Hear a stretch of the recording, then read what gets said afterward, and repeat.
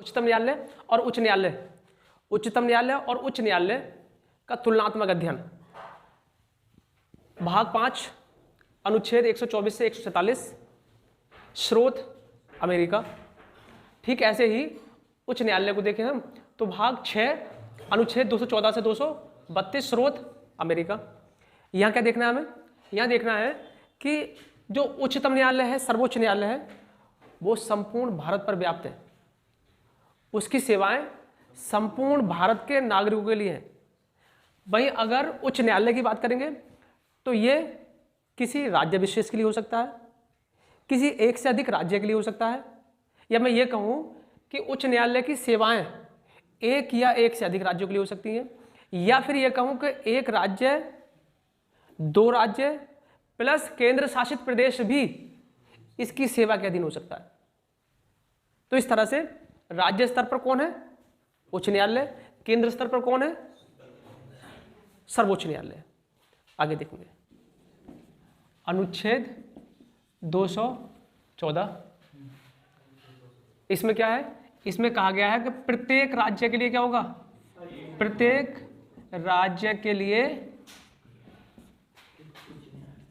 एक उच्च न्यायालय।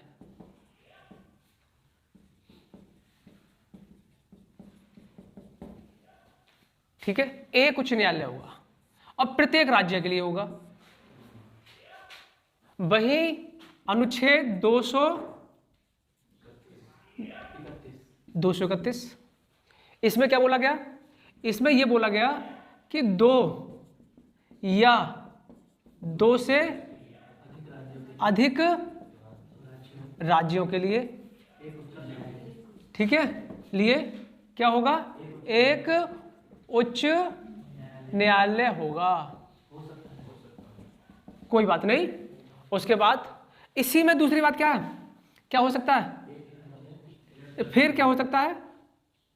राज्य तथा संघ शासित प्रदेश के लिए क्या हो सकता है? के लिए एक उच्च न्यायालय हो सकता है। या मैं ऐसे कहूं कि एक ही उच्च न्यायालय का विस्तार एक से अधिक राज्यों के लिए हो सकता है। एक ही उच्च न्यायालय का विस्तार राज्यों के साथ साथ केंद्र शासित प्रदेश के लिए भी हो सकता है। वही बात क्लियर हो गई। उसके बाद 230 के तहत देखिए, अनुच्छेद 230 के तहत जो हम नियम पढ़ेंगे उससे पहले मैं ये बता दूं आपको, उच्च न्यायालय की सेवाओं का विस्तार या सेवाओं में कमी करने के लिए नियम बनाने का अधिकार किसे है? संसद को है। संसद चाहे तो उसका विस्तार बढ़ा दे और संसद चाहे तो उसकी सेवाओं का विस्तार कम कर दे।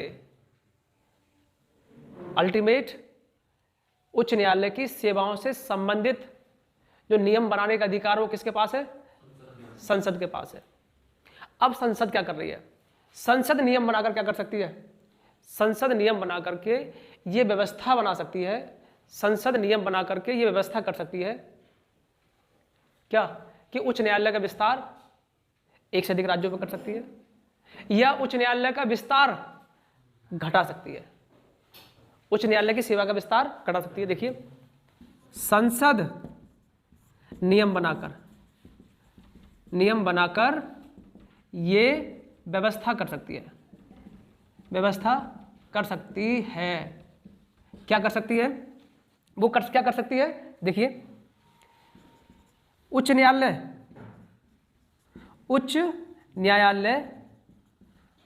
की सेवाओं का विस्तार कर सकती है।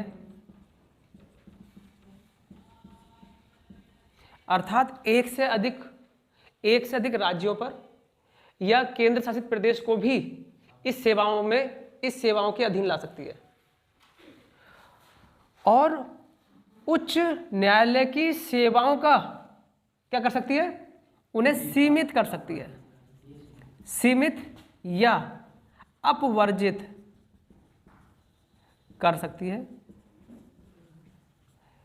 या ऐसे कहिए कि हाई कोर्ट की सेवाओं का दायरा घटा सकती है। अनुच्छेद 230, 214, 231 और 230। 214 में स्थापना हो गई। 231 में एक से अधिक राज्यों के लिए या यूनियन टेरिटरी के लिए बात हो गई। लेकिन 230 में ये सेवाएं जब चाहे संसद क्या करती है, ये सेवाएं जब चाहे संसद घटा या बढ़ा सकती है। क्लियर है? चलिए आगे। तो अनुच्छेद 241 क्या है? 241 में संसद को पावर दी गई है। अनुच्छेद 241 में संसद को पावर दी गई है। कैसी पावर? मैंने बताया था कि उच्च न्यायालय की सेवाओं का विस्तार करना, उच्च न्यायालय की सेवाओं में कमी लाना, उसका क्षेत्र घटाना, ये सब अधिकार किसे है? संसद को। लेकिन अनुच्छेद 241 में एक और पावर दे दी गई। ये पावर ये है कि संसद यूनियन टेरिटरी के लिए स्पेशल अलग से एक हाई कोर्ट की स्थापना कर सकती है। देखिए अनुच्छेद 241 संसद को अधिकार, संसद को शक्ति प्रदान करता है। वो शक्ति क्या है? वो शक्ति क्या है कि संसद क्या करे? संसद को शक्ति दी गई है, उसमें संसद क्या कर सकती है? संघ शासित प्रदेश में एक अलग उच्च न्यायालय की स्थापना कर सकती है। अब देखिए इस पावर का यूज कहां हुआ है? 1966 में हो गया। क्या हुआ? दिल्ली में एक अलग हाई कोर्ट की स्थापना, एक अलग हाई कोर्ट की स्थापना। बात क्लियर हो गई? अनुच्छेद 241 में संसद को एक शक्ति दे दी गई कि वो यूनियन टेरिटरी के लिए, केंद्र शासित प्रदेशों के लिए, संघ शासित प्रदेशों के लिए एक अलग उच्च न्यायालय की व्यवस्था कर सकती है। और 1966 में क्या हो गया? 1966 में इसका यूज कर लिया संसद ने और दिल्ली के लिए एक अलग हाई कोर्ट की व्यवस्था कर दी गई। तो नोट हम ये लिख लेंगे कि एकमात्र यूनियन टेरिटरी जिसका अपना हाई कोर्ट है, और वो कौन है? दिल्ली है। एकमात्र यूनियन टेरिटरी जिसका अपना हाई कोर्ट, वो कौन है? वो दिल्ली है। वर्तमान में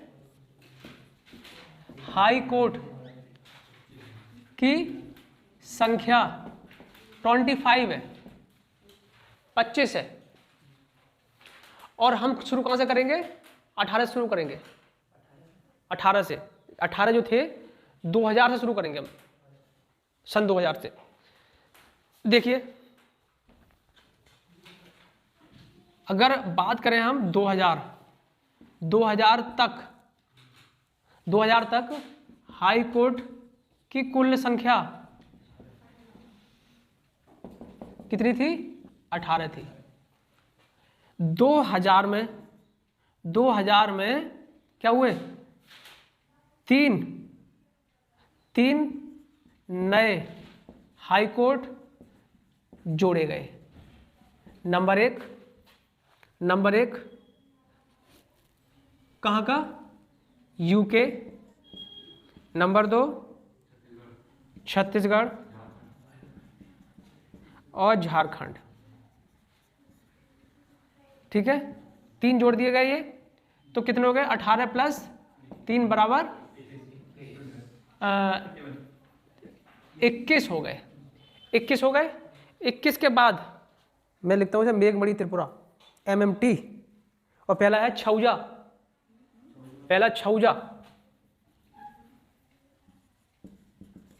छत्तीसगढ़, उत्तराखंड। ठीक है। और 2013 में मेघालय, हाँ 3 ना 3, 2013 में पुनः 3 नए हाई कोर्ट जोड़े। देखिए नंबर 1 मेघालय, नंबर 2 मणिपुर और नंबर 3 त्रिपुरा। अब 3 ये हो गए, 3 ये हो गए, तो फिर क्या करेंगे हम, फिर यहाँ पर +3 कर दो, +3 और ये हो गए 21 और 3 24। ठीक है, इसकी शॉर्टकट क्या है, इसकी शॉर्टकट है छौजा, छौझा, छत्तीसगढ़, उत्तराखंड, झारखंड। और इसकी शॉर्टकट क्या है, इसकी शॉर्टकट है मेघ मणि त्रिपुरा, मेघ मणि त्रिपुरा। मेघों की मणि कहाँ है, त्रिपुरा, ऐसे लग, मेघों की मणि त्रिपुरा। और यहाँ भी 3, यहाँ भी 3 जुड़े, ये 3 2000 में जुड़े और ये 3 2013 में जुड़े, तो ओवरऑल कितने हो गए, 24 हो गए। 2019 में आंध्र प्रदेश में अमरावती, एक हाई कोर्ट जोड़ा।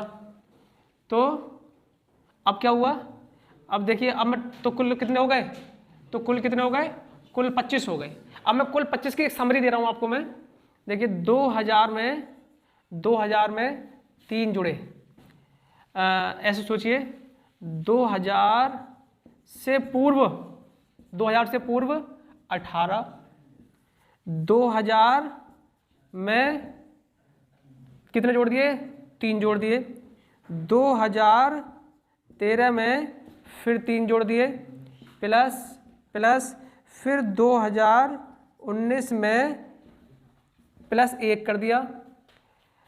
ये कौन से हैं, ये छौझा के हैं, छौझा, और ये किसके हैं, मेघ मणि त्रिपुरा के हैं ये, और ये अमरावती। टोटल कितने हो गए, 18 और 3 21 और 3 24 और 1 टोटल 25। तो वर्तमान में जो हाई कोर्ट हैं उनकी संख्या 25 है।